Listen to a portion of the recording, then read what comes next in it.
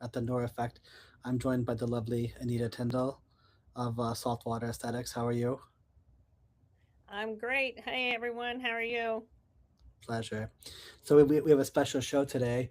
Today we're going to go into the world of peptide therapy, and Anita's already with dealing in that business, so we're going to learn about it. So pleasure to have you on. So Anita, tell us what's all the hype about peptide therapy? I'm seeing all the rage online on TikTok and social media about peptide therapy and how great it is. What is peptide therapy? So, I'm not sure what's happening out there. On TikTok. I don't follow TikTok because there's a lot of misconceptions out there. What peptides are they're just short chains of amino acids, and because of such, they are naturally occurring. They're less likely to cause an immune reaction, unlike Western medication, pharmaceutical medications that you take one pill and you get five side effects, and you got to take 10 pills to counteract those five side effects. So I absolutely love the idea that, this is more natural occurring. And there's like millions of different peptides, and every day it seems like there's a new explosion of something new happening, um, that can treat the human body and just more natural without these horrible side effects.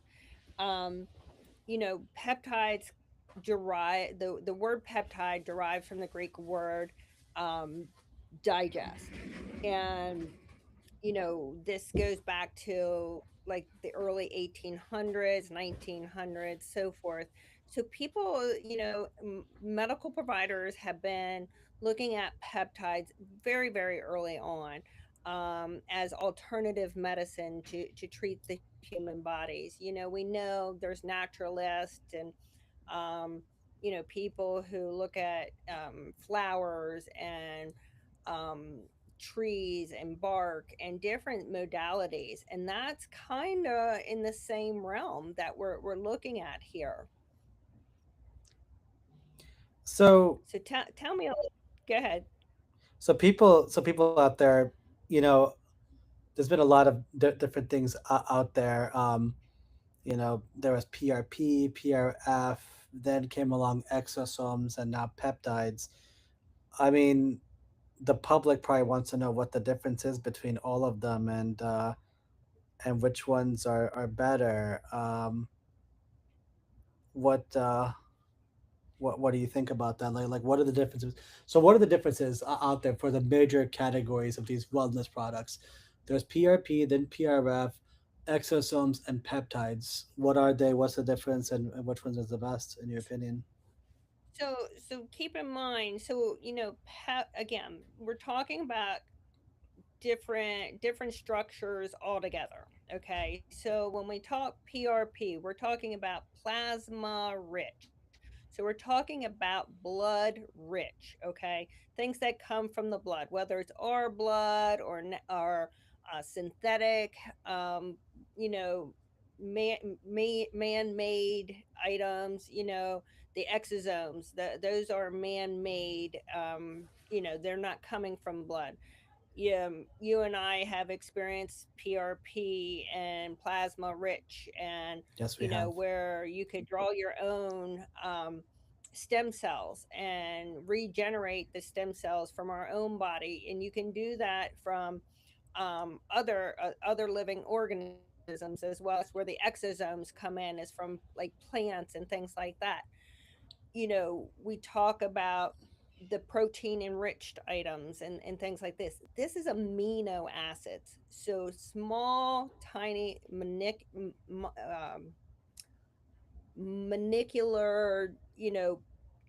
aminides. Okay, so very tiny chains of amino acids that link together to form a bond that help treat um, certain issues within the body. So, for example, if we have shortness of breath. There we have certain ones that help with oxidated stress. So it increases our ability, it increases our oxygen. One of the big ones out there right now is methylene blue, and that increases our oxygen, and it helps us to breathe easier. And it does turn our pee blue now, grant you, and you just need a small amount of that. But it does increase our ability, expands our lungs, so it goes to our respiratory system, and it only goes to those systems, and that's what we're looking at. So there are several different, like you said, it's completely different realms that we're talking about there. Yeah, my understanding was, I guess the way I look at all these, I look at all these different modalities, whether it's an exosome or a peptide, um, or a plasma. They're all trying to do the same thing. We're trying to improve something or heal something. We're trying to regenerate. I guess we've always been trying to regenerate into something, right? Regenerate new collagen, regenerate new hair, new follicles, regenerate stronger nails. We've been trying to do um, restorative, regenerative uh, uh, acts on the body. So these are, I guess, different modalities to do it. Now, personally, you and I have both had the pleasure of having PRF treatment done. I had it on my face, and I thought it was revolutionary. Um, I did cry when I had it at first. It was kind of painful. I admit that, but but when I got better, and 2 weeks later, I had this beautiful glow.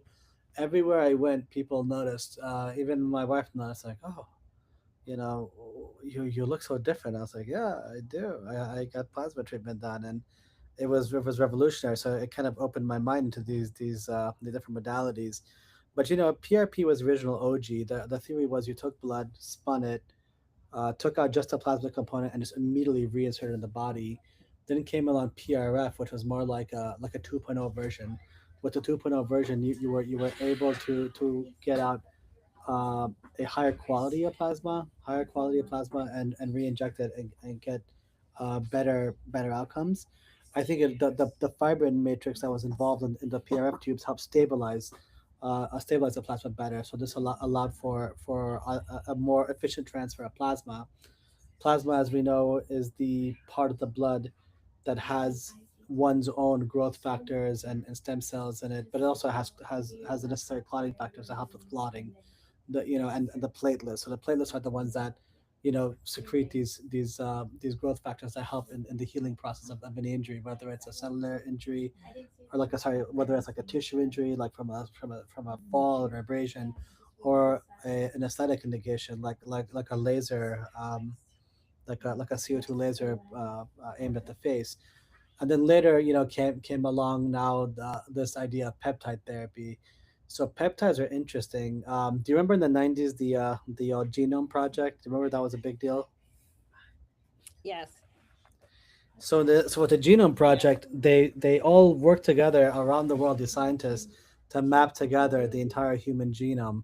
So I remember I was in middle school when this thing happened, when they had achieved it. Everyone was happy and celebrating. But then what happened was, it opened this kind of uh,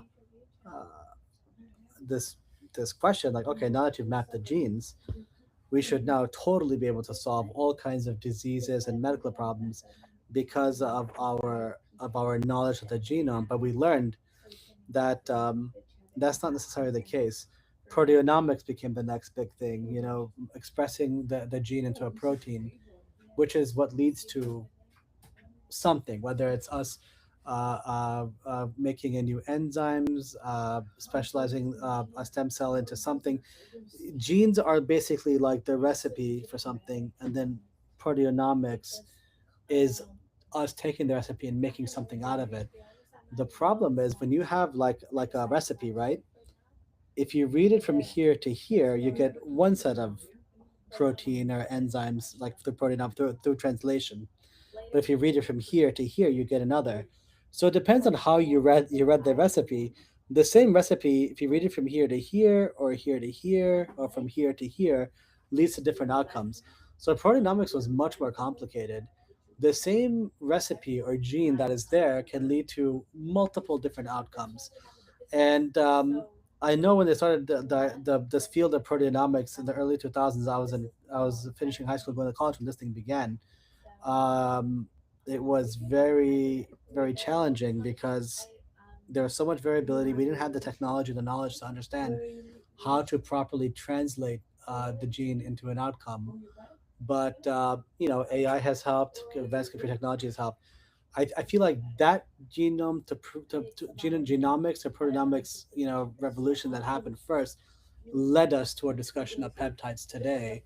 The labs now are able to make lab derived peptides that are specialized, and they're designed to either replace or do the function of our natural peptide, and maybe do it more, maybe do it better.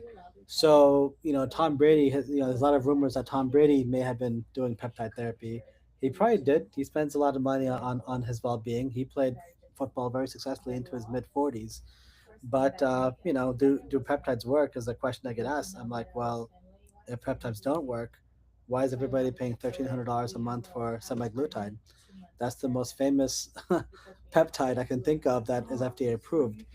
But that's kind of the problem we have right now is we all want to get in on it and help our patients and be the patients ourselves and try it. But there's such a rapid development of peptides being flung around. How do you know which ones are actually good? Like how do you know, Adita? Well, so I want to go back just a little bit. So you brought up a really, really good point, bringing up the genes and the genomics, because while stem cells are absolutely, A1, it's best to use the body, the best that we can and so forth. We, have, we're not perfect. So, we are what we eat, and thereby, there goes Gilbert Grape, right? Um, but there's very few stem cells or genes that are absolutely perfect that will treat every condition. Okay. So, are there some out there? Are there some tribes out there? Absolutely. And you can't, I'm sure there's somebody out there, some lab and some physician, or probably several, who have found those tribes, but you and me and the average person don't have $50,000 for 1 ml of this stem cell to use, every few months, so that we can not get dementia, not have Alzheimer's, not have joint pain, have a head full of hair, and maintain our youth. And that's basically what it would be, is 1 cc of probably 50,000 or more dollars. And I know there's studies, and I'm not going to get into details, but I do know there are studies where neuro degenerative diseases and autism and diabetes are being, researched with these A1 genes, and they're being reversed, which is wonderful. However, the average person can't afford them. And so we look at other things, and like you said, we look at now we're making man-made peptides and so forth. And there's lots of them coming out on the market, more and more. And last year the FDA said, wait, we're going to halt certain ones. We're going to put, there's ones that sports guys were using, kind of help bulk them up and so forth. And that was a big no-no. But there was other ones that they said, no, we're not going to allow this. However, you know there are certain pharmaceutical companies with the GLP rage that they're doing more and more experimenting, mixing semi-glutide with another GLP, another peptide, and they're doubling their results. So instead of the 12%, they're getting 24%. Weight loss in clinical studies so far. Is it on the market yet? No. But again, so they're finding more and more, and even the big name manufacturers are finding out, hey, there are a lot of uses to these peptides. So you asked me, some of the top ones, okay? I can tell you the big one for me in my practice is BPC 157. What does it do? BPC is one of the ones. It's for joint pain, tendon inflammation, meta inflammation. You can inject into the joint, you can take it orally, so forth, and it reduces the healing time. Um, and people have really good, fast results with it. Yeah, I mean, my thing is, I have a troubled history with this world of regenerative medicine. You know, when I first came out of med school, I was 100% the company policy. If it's not FDA approved, it's probably not real. FDA approval in those days to me was the only way to prove that you have a real product that actually works. This is actually how a lot of us believe out of med school. They drill us in on research protocols, learning about biostatistics, different studies. So, we ultimately developed that if your product or service was not FDA approved or FDA anything, it was most likely snake oil. And, I think COVID kind of shattered a lot of what we thought, right? When COVID happened, the FDA said the emergency approving a lot of vaccines, and they did work, but there are some other drugs they emergency use authorized that didn't work. There was that one. What was it? I know the former President Biden took it, and it got big. It doesn't. You take it if you already have COVID, you take it, and supposedly makes it go away The faster. It's like Paxlovid, Paxlovid. Oh my Paxlovid, goodness, that was yeah, such a and I get, disaster. and we're still using it, I, and the I, side I I'm not. effects I'm not. right I now, I haven't written that script in almost 2 years. I think it's such yeah, nonsense. the side effects is unbelievable Correct. So compared to so where we're here, at right now. exactly. So here's a side effect. We might knock out your kidneys and cause kidney failure, and while we're knocking out your kidneys, you might get better a little bit faster from your COVID, which is, as of now, no longer the life-threatening virus it was, 5 years ago. So these things happen, Anita, and I'm just talking about my own experience. I don't know what your journey was, but my experience when this happened, and I realized kind of the hard way that not everything the FDA approves is automatically the word of the Lord. Like, not everything they approve means this is it. Everything is perfect. Everything is going to work, and it kind of shattered my world a little bit. And I kind of had an evolution of thought, on the subject, because do I believe peptides work? Yeah, I do actually. I don't know that all of them work. I don't think that's fair to say that. Just like not all diabetic, hypoglycemic meds work. They don't all work the same.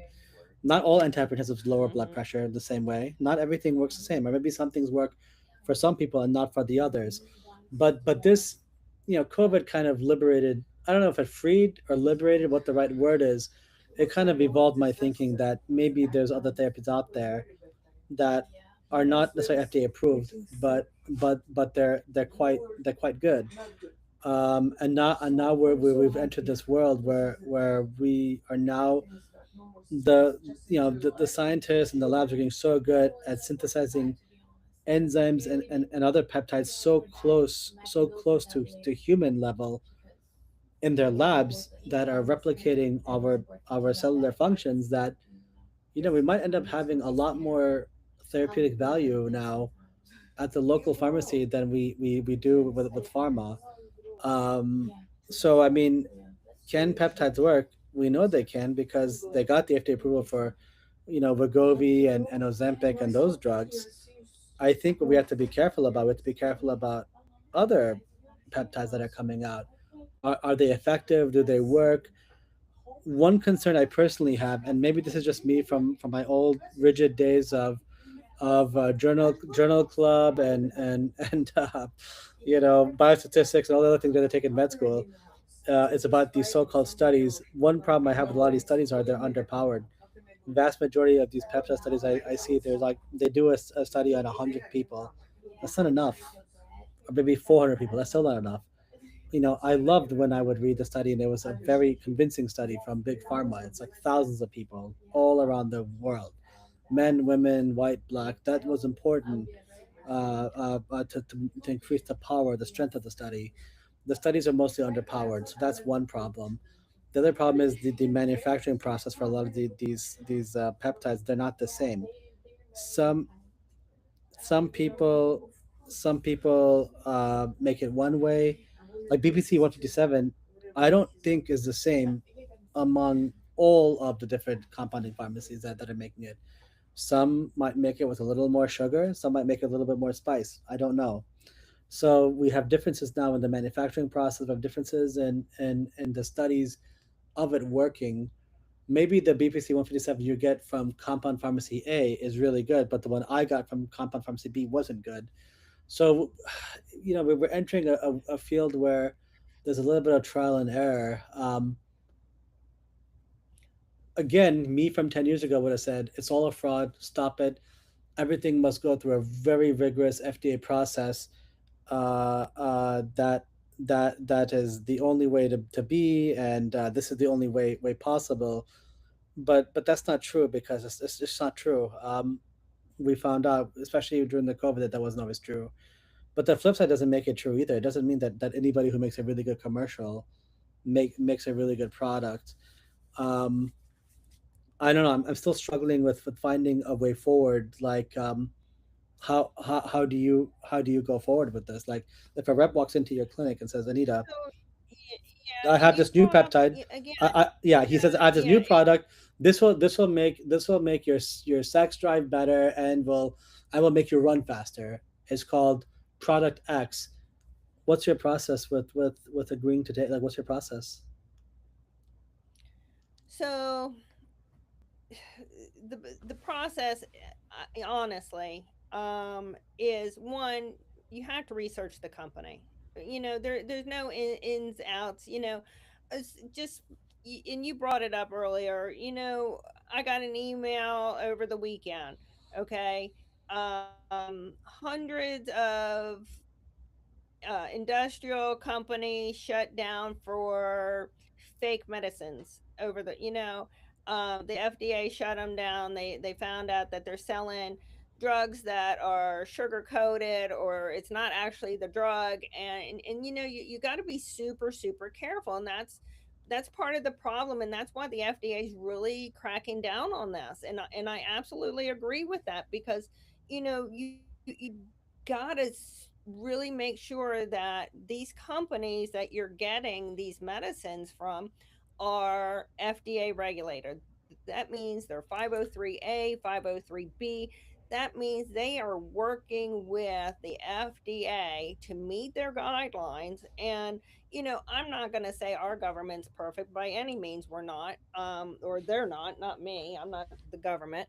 Um, but to me, that means they're meeting stricter standards than some foreign manufacturer or warehouse in um Dingaling, Boha, you know and But so let me so hold forth. on. But let me ask you this question. I don't mean to interrupt. So 503A, 503B, that's a designation to the public that they are in some degree of compliance with the FDA, correct? Correct. But does that certification necessarily mean that one has proven efficacy of their product, right? So if I, for example, when the guys when Johnson produces Tylenol, they say, this Tylenol is FDA, approved. Mhm. Is it the same as me as a compound pharmacy saying this new product X that's going to boost your performance on the basketball court? We're 503A certified. Does that automatically mean that my new product X I've synthesized is FDA approved or proven to work? So, it two things. Okay, first, it means that they have met sanitary standards. Okay, to produce the medication. That's really important. Okay, because and that's where I was going with this. There are foreign companies where they've walked in, the Food and Drug Administration have walked in, and there's literally in the sterilization processing room been found to have feces on the wall, on the table where they're making your medicines, and stuff like that. They found fiberglass, they find all kinds of stuff. So again, where they're processing the medicine is really important. The quality, they have to submit quality to, so they have to have a certification by a chemist saying that this is within a certain percentile of quality of whatever ingredient they are saying it So is. it So sounds like go ahead. it sounds like you're saying that the certifications mean more, that the 503 A and B mean more like we are making a safe product, right? That's what it sounds like. Correct.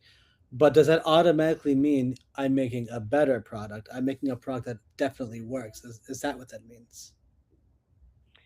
So what it no. So it does and it doesn't. So what it means is they are, so again, let's just use Tylenol, okay? So if I have a certificate saying my chemist said my Tylenol is 99% pure, okay? And the FDA signs off of it, okay? Then I can use that powder to create my pill, okay? Number Corporation B may only have 89% and not get their FDA approval, okay?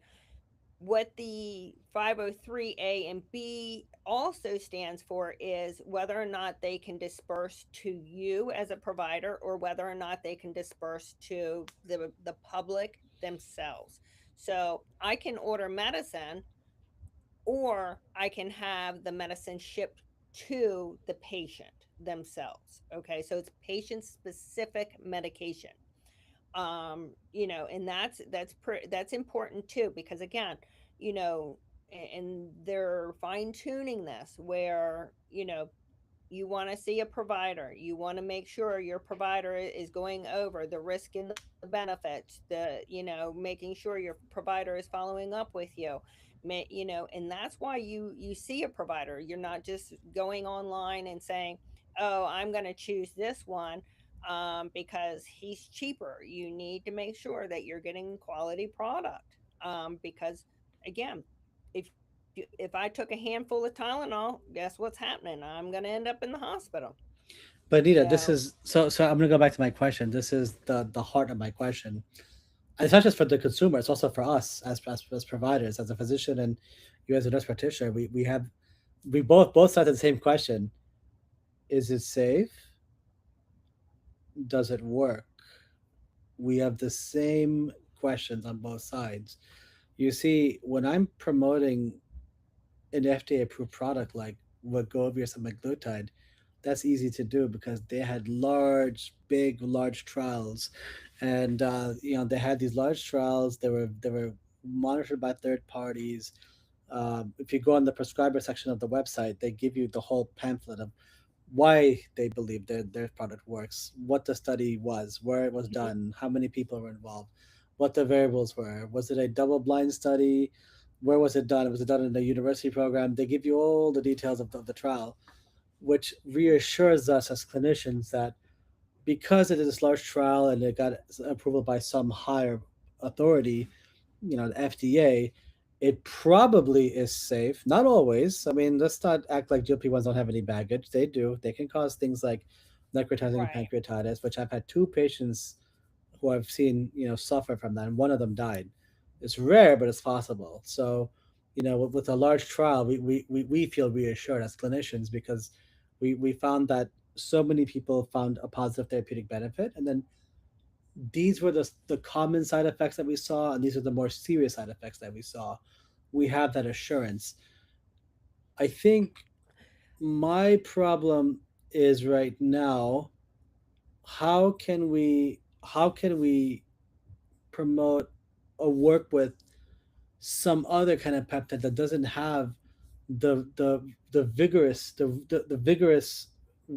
body of research that other known peptides have had, like Monjaro and Ozempic and these guys.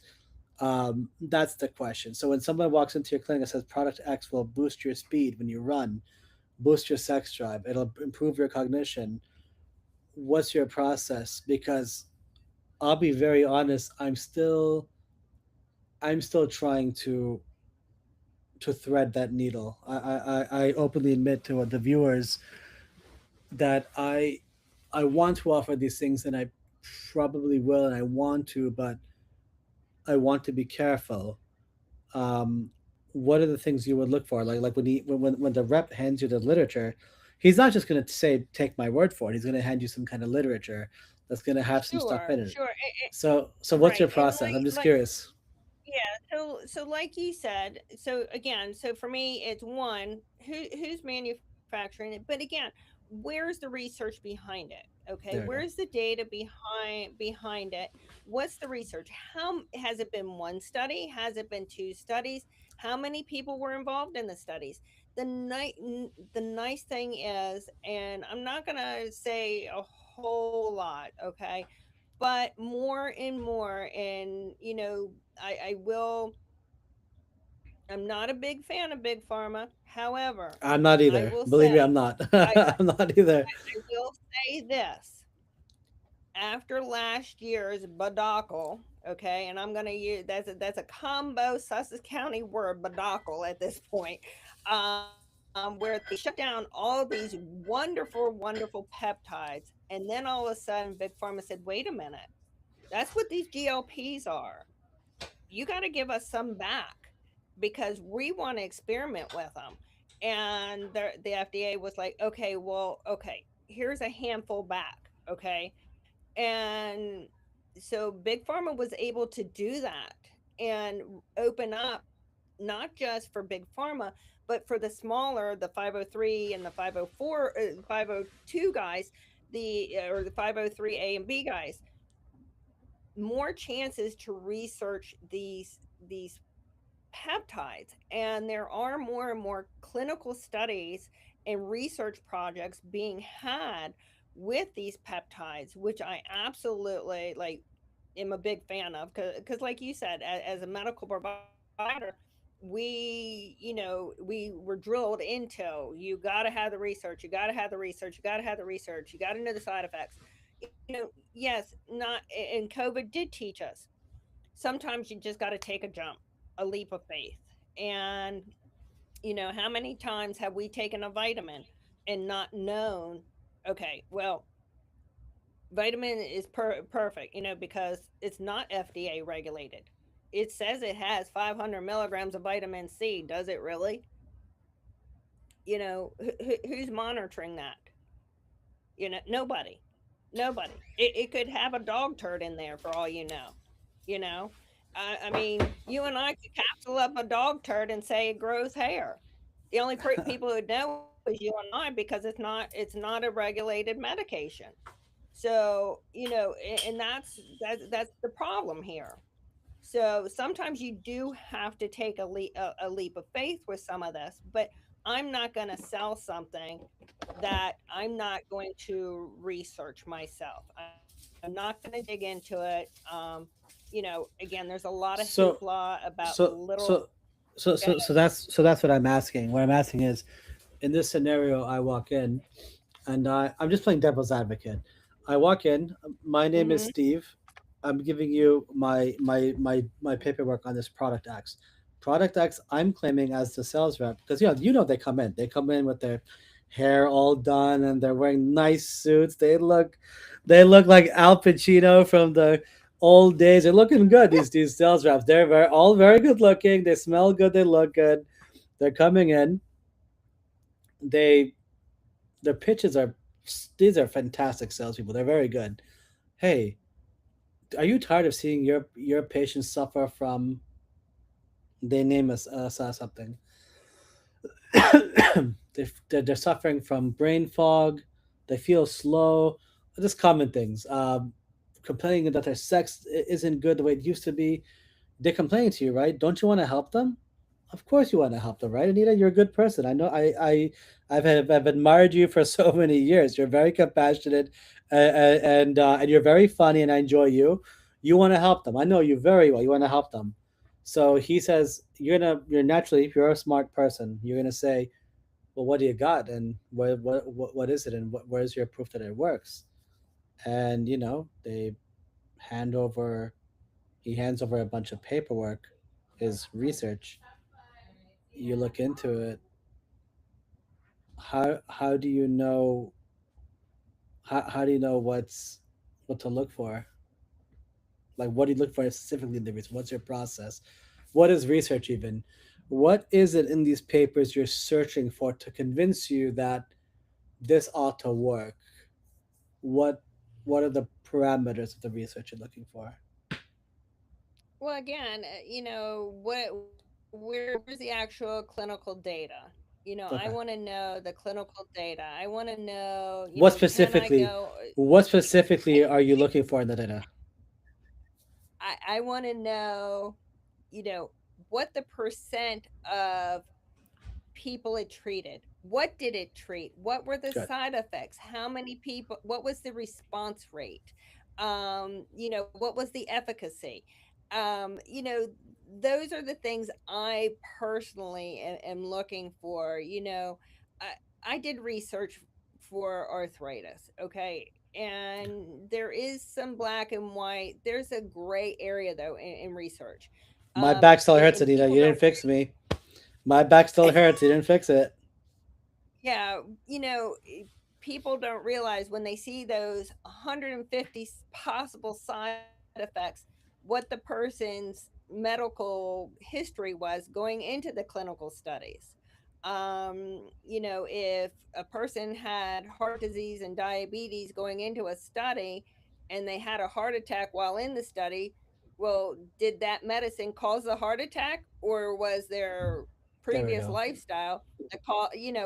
Again, we have to report it though because they were on that medicine and people don't realize that. So and that's why you have to have more than just one study, because you You think have to so? compare. Yes, absolutely. You sure? You have to compare. Yeah, for me, I do, just because I know That's what goes behind that. that's not so. You So the know, FDA, that's not true for the FDA. You don't have to have like you know 50 studies to prove something. They're okay with just no, but one giant, huge, humongous trial. So I guess now we go into the debate of what do you think is good research? Um, I'll give you one example. I've seen a lot of these so-called fake health coaches online. These little TikTok champions. They can in their videos, in their 30-second videos, they're citing almost like 15, 20 different studies, which you would think is good, right? Because the studies increase power. That's the very nature of right. what a meta-analysis is. Meta-analysis is you're combining multiple studies to raise the power of something. So I guess if you're doing multiple studies, 10, 15, 20 studies prove something, I personally would ask, what were the studies? What were their, how were they designed? Um, are they double blind, or they're not blind at all? They're just, everyone knows what everything everyone is. And I mean, is you open the possibility of bias. There's all kinds of biases, from the scientist bias, to placebo to other things that are not well controlled. I mean, and then what are you measuring? If you're measuring satisfaction, that's a subjective thing. I'm satisfied by this bottle of water. I can be satisfied from anything. So I mean, I see what you're saying is you wanted to be more Right. research to prove something, which I agree with. I guess you favor more trials that show a particular outcome, but I've just proven to you I, that if I have 50 studies or 50 trials, but they're all with 50 people, I wouldn't be satisfied. I don't think you would either. I'm probably okay with one or two on the big studies, but with hundreds of thousands and lots of people, who did it, to prove it. So I don't know. Well, But and here's the other thing: you gotta be really diligent to find out who who's paying for this study. true. You know, Yes. because if it's somebody who has a 90% vested interest that the medication's going to work, guess what? The medication is going to work. And that's I want an unbiased research study. And I think most of us do. There's a lot of things. I mean, I again, I'm going to go back to the vitamins. How many times have we taken a vitamin and don't have a clue? So there's risk in gambling on some things, and other things there's not. I just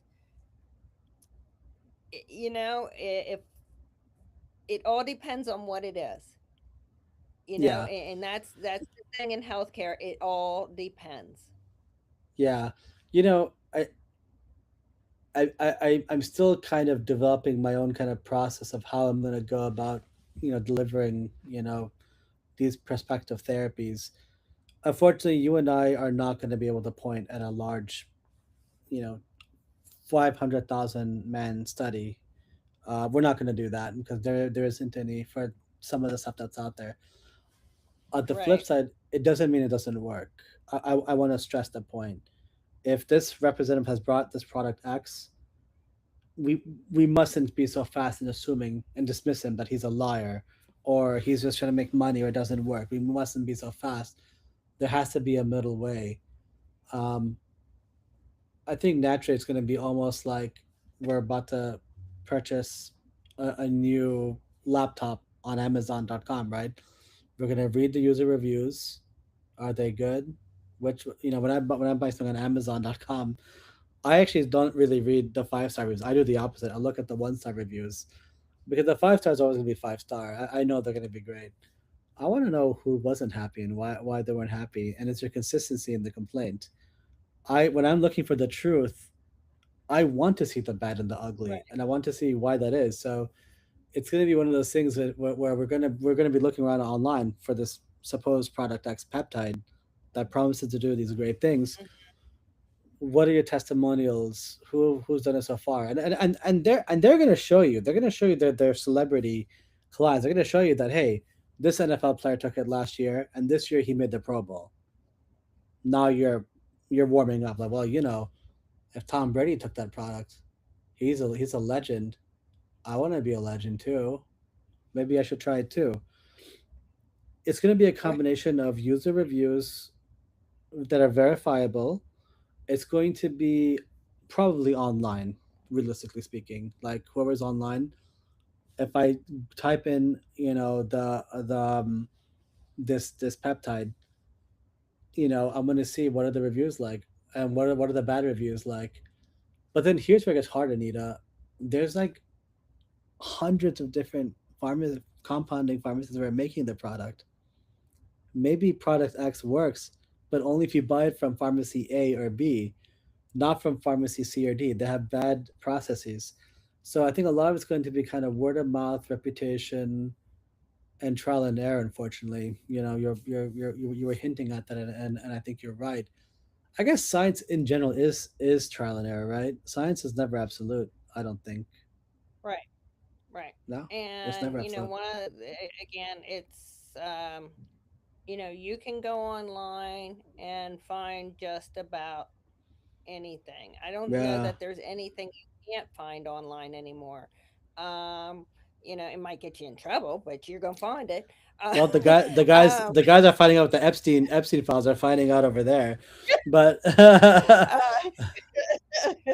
and that's why I said you really should work with a reputable provider who is hooked up with a reputable company, and has some idea what they're doing, because you don't want to take something, inhale something, spray something, inject something that ultimately could be your demise. I mean, let's right. face it. Like I said, I mean, if you're getting something that's being brought over from a contaminated facility in India, that's has poop in it, and you end up with necrotizing fasciitis. I mean, you know, that's you know all But you know, because you wanted a peptide, but you wanted to save $5.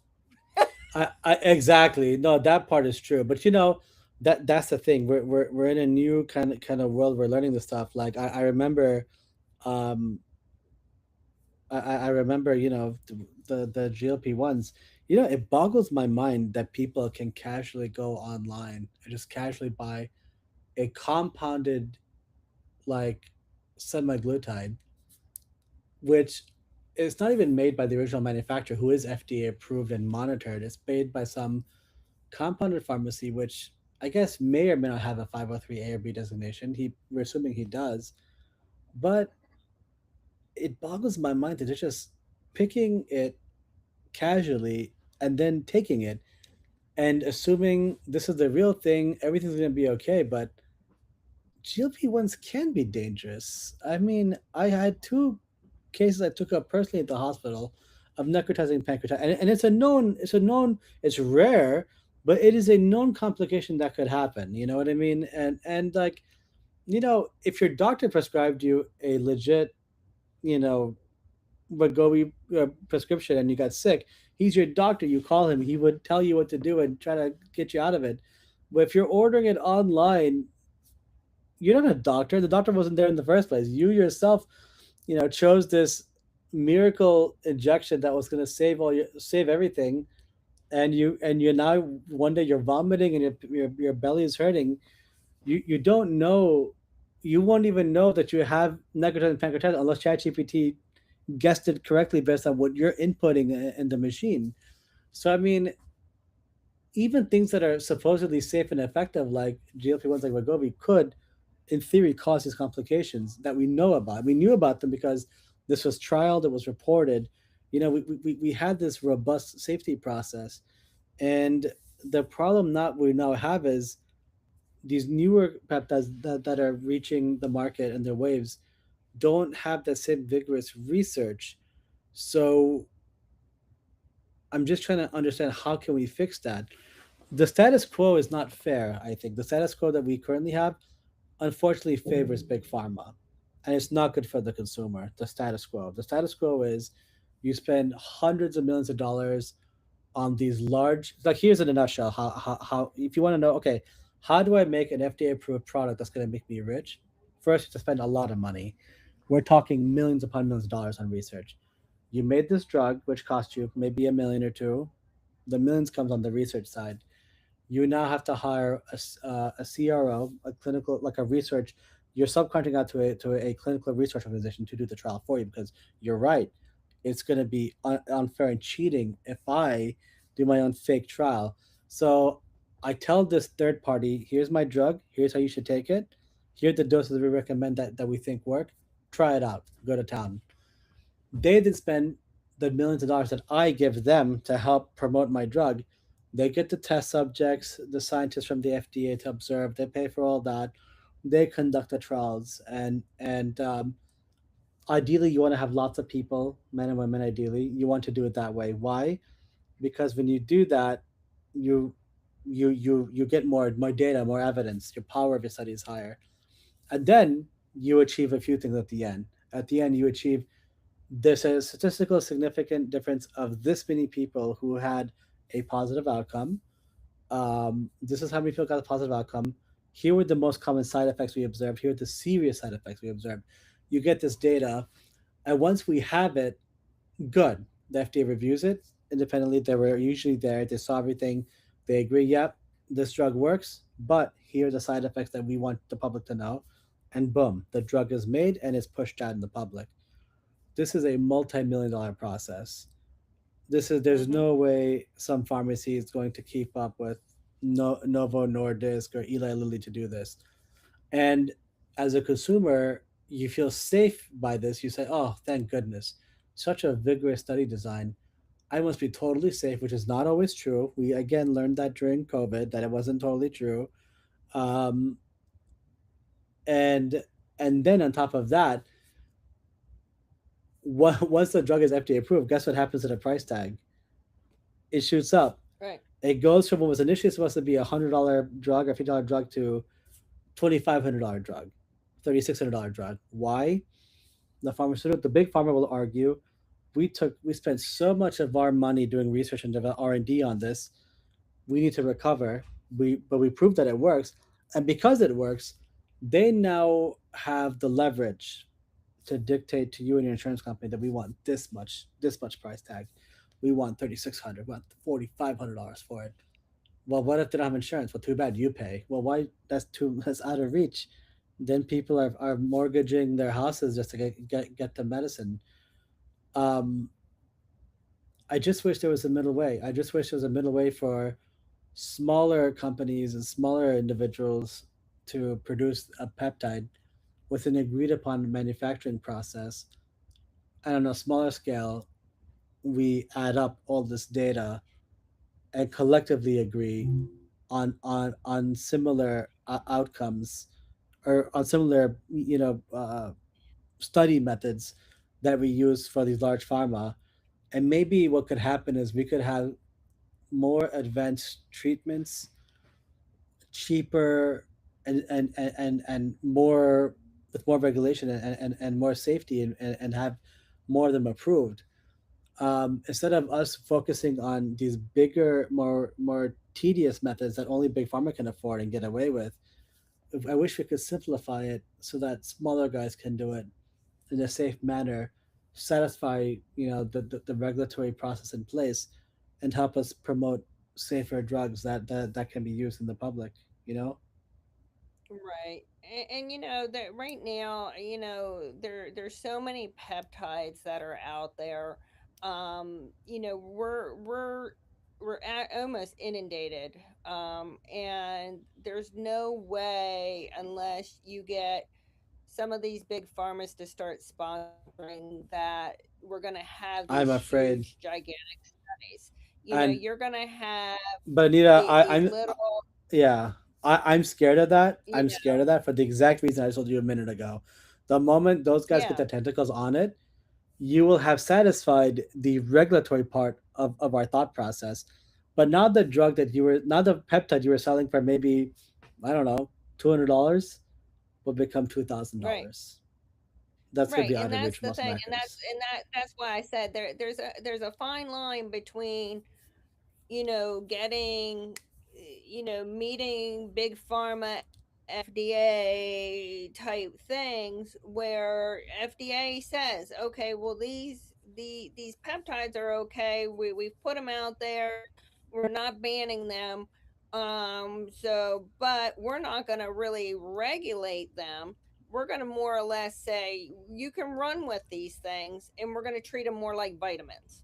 And that's kind of where we're stuck. We're stuck between, are we a vitamin or are we a pharmacy? And that's Yeah, where the providers, you know, how, how many times have you told somebody, okay, well, take a vitamin D. Your D is low. Okay, I want you to take a vitamin D. I can go and get vitamin D all day long over the counter. I can go get vitamin C. I can get B12. I can get melatonin.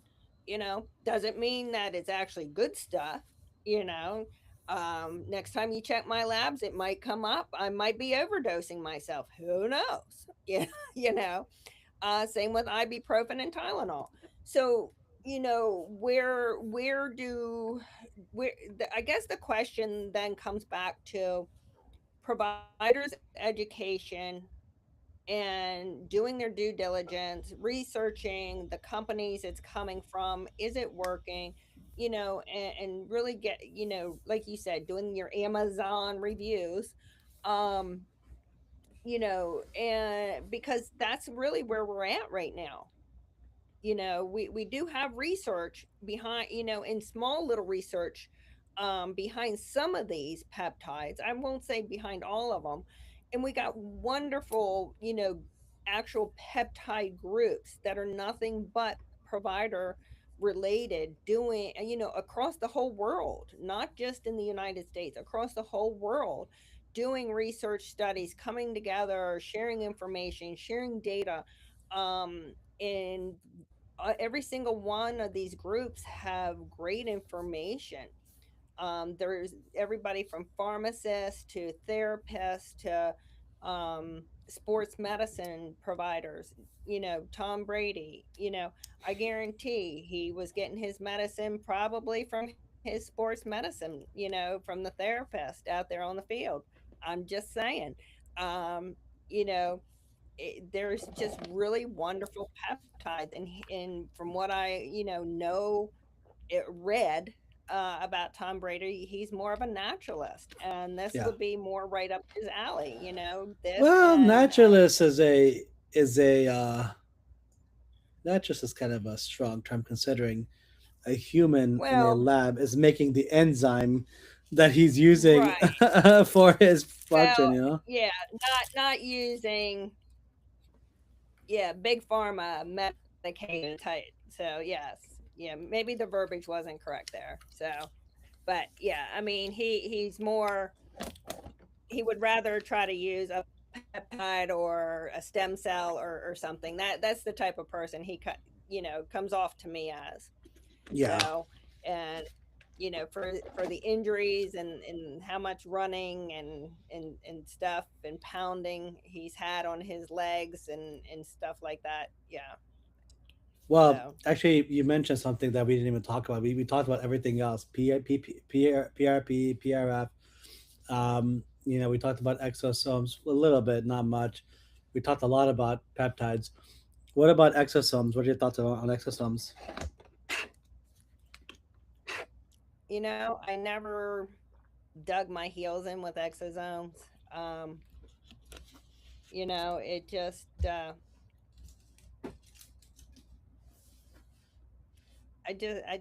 yeah, I never got into exosomes. I have some sitting around the office, and yeah, I've just not done much with it. It just exosomes is one of those things that's topical for me. The things I have, Same. it's just topical. It's But what not what what what are what for the not public? Explain something I'm what gonna. are, if you can explain to the public what are exosomes? What are they? Are they like PRF? Are they like PRP? Are they like peptides? What's an exosome? So an exosome is more plant based. Is it? That's not So true. well, I feel it is. No, they can It be. all. They I can. guess it depends. Yeah, they can Go ahead. be animal derived as well. But they're mostly plant based. You're right, but they can be they can be plant derived, or excuse me, they can be human or animal derived as well. Yeah. It's again, it's a synthetic, and it's things that they have to put together in order to create a lubricant. Yeah, I'm just yeah. I don't know what to say. I just don't. It's Uh, exosomes are they yeah. growth factors and these lipids and I'm just, it's a step above. I'm just not gonna go there. I could say something, and I'm just not. Um, some people love exosomes, and the phospholipids and stuff like that. I'm not super familiar with them, so Exo I'm just exosomes stay are away from them. basically, they're like little. I almost like to think of them as little kind of water balloons. They remind me of water balloons. They're basically little batches of cell signaling um, cell signaling factors. They're like in little balls, and when they're released, they do cell signaling to lead to an outcome. They are basically signaling molecules that lead to an outcome, whether it's more collagen synthesis from a laser procedure to recovery from RF microneedling. They can be used for wound healing as well, wound healing of any kind. So they're basically little batches of signaling molecules that, when released, boom, they signal a cascade of some kind of recovery. Um, they were all the rage about a year and ago, but I think now, right now, peptides have most of the attention of the public. And I think the GLP ones are a large part of that. I think the GLPs are what really kind of um, put it on the map. And of course, Tom Brady, too. You know, guys like him playing Super Bowls into their mid 40s were a factor. We're all very excited about them. And do I think all of them work? Nope. But I do think a good number of them do work. My only problem is, which ones are they, and which lab can be trusted with it. Only time only time will tell, I think. Yeah, you know, if you gave me a choice, you know, exosomes versus PRP, PRF, I'm gonna choose PRF, Yeah. and you know, it just I again, you're using, you know, plasma to, you know, and stem cells and things that are naturally occurring. I can inject a stem cell anywhere in the body, and you know, I can, you know, help a tendon heal. I can, you know, help with neurocognitive decline. I can help with hair. I can, you know, exosomes again, like I said, I'm just not, you know, I've used it pre and post procedure. That's been my extent with exosomes. And, you know, it, it probably does have a place, you know, that I didn't utilize and I didn't use it to its full extent. Um, you know, it maybe it is on me. I don't know, but I can't say yay, nay, you know, because I only used it for pre and post laser. So, my go-to is peptides because it doesn't have to be, you don't have to have labs drawn, you don't have to inject anything. It can be taken orally if it's, you know, if it's coded correctly, you know, if it's, you know, if it can surpass the gastric juices, things of that nature, for those who don't like to inject. Um, you know, so there's multiple ways that, you know, peptides can be taken, and you know, I just like my peptides. I do, and I'm a big fan of them. You've seen a lot of You know, success for your patients with it. I do. Like I said, my big seller right now is the BPC. I got people on oral and injecting. Um, Everything from a torn rotator cuff to torn meniscus to tennis elbow. You know, lumbar chronic lumbar pain. You know, so you know, it just one pill would do you type thing, but yeah, it helps with the inflammation. It just helps with generalized inflammation in the body, where you're not shutting down the kidneys and the livers, and you know, there's no real side effects. You know, you don't want to take it with like NSAIDs.